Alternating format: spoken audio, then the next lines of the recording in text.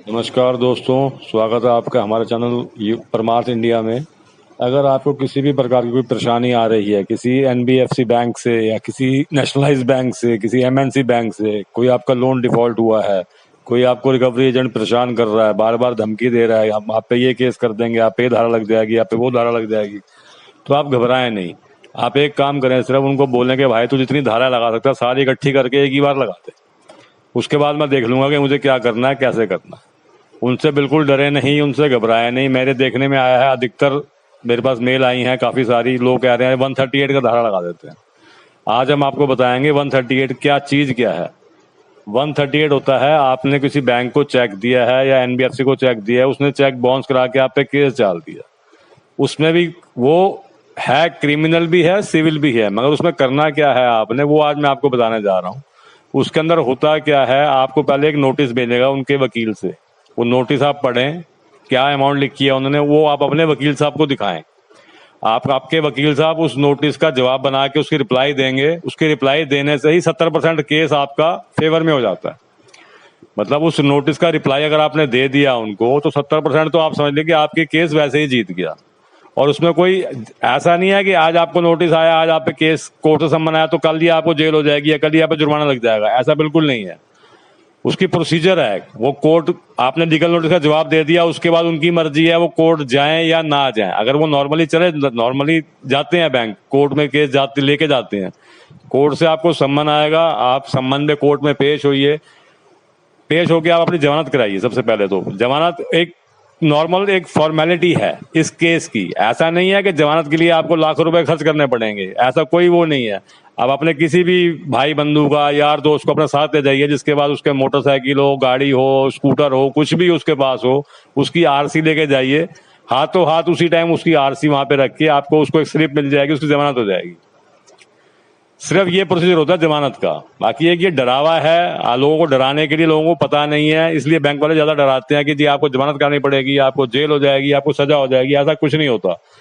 आपकी जमानत हो गई, उसके बाद 5-7 साल कोर्ट में केस चलता है, आप जाओगे। अगर आप, हाँ, कोर्ट में अगर आप नहीं जाओगे, जज का सम्मन भेजा आपको जज साहब ने, अगर आप उस सम्मन पे नहीं जाओगे, कोर्ट में पेश नहीं होगे, एक बार नहीं सम्मन आएगा, 2 बार आएगा, 3 बार नहीं आएगा, उसके बाद हो सकता है आपको, आपके नाम नॉन मेलेबल वारंट इशू हो जाए और आपको पुलिस अरेस्ट भी करने जा सकती है। मगर उसमें भी मैक्सिमम मैंने देखा है कि जमानत हो जाती है हाथों हाथ ही, उसमें जो ज्यादा घबराने वाली बात नहीं है।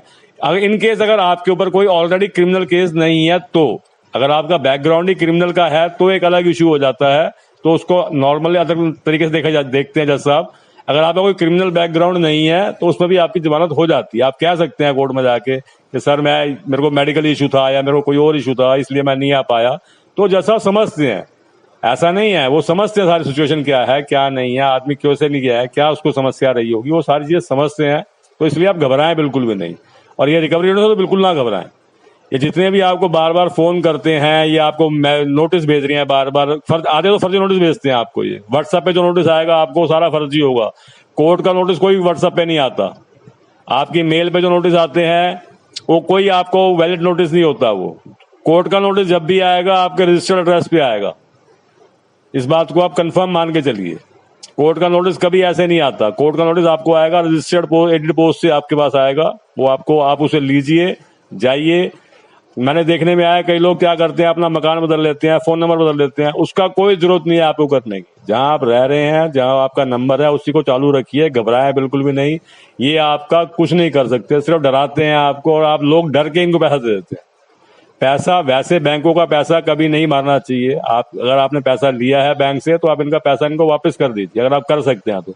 नहीं कर सकते, आप थोड़ा थोड़ा करके दे दीजिए इनका, या जब आपके पास अवेलेबल हो, पैसे का इंतजाम हो जाए, तब आप इनका बात, इनसे जाके सेटलमेंट करके इनका पैसा दे दीजिए। मगर इनसे घबराएं बिल्कुल नहीं।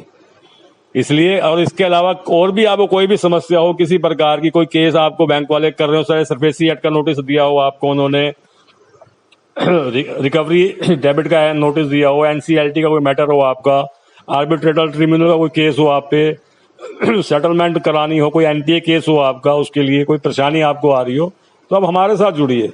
हमारी कंपनी के लॉयर आपको सही एडवाइस देंगे, फ्री में एडवाइस देंगे। हमारा कोई चार्जेस नहीं है, आपको हमने पहले भी बताया है, आज फिर मैं आपको बता रहा हूँ। हमारी सारी सेवाएं निःशुल्क है। हमारा काम है ग्राहक को जागरूक करना। हमारा कंपनी के सेवा करने का यही एक नोटिस है कि हम आपको जागरूक करें कि आप इनसे डरे घबराए नहीं। इनका जो भी है, ये आपको डराते हैं, इलीगल तरीके से डराते हैं, उसका आपने लीगल तरीके से सामना करना है। ना आपने इनके साथ गाली गलौज करनी है, ना आपने इनके साथ मारपीट करनी है, आपने ऐसा कोई हरकत नहीं करनी है। आपने लीगल तरीके से जो आपके राइट्स हैं, उस राइट को हमारा काम है आपको बताना, उन राइट्स से आपने एक्शन लें, आपकी सारी परेशानी अपने आप ही खत्म हो जाएंगी। इसके अलावा कभी भी और कोई समस्या हो आपको, आप हमें कमेंट करें, हमें मेल करें, हम हमेशा आपकी सेवा के लिए तत्पर हैं। धन्यवाद।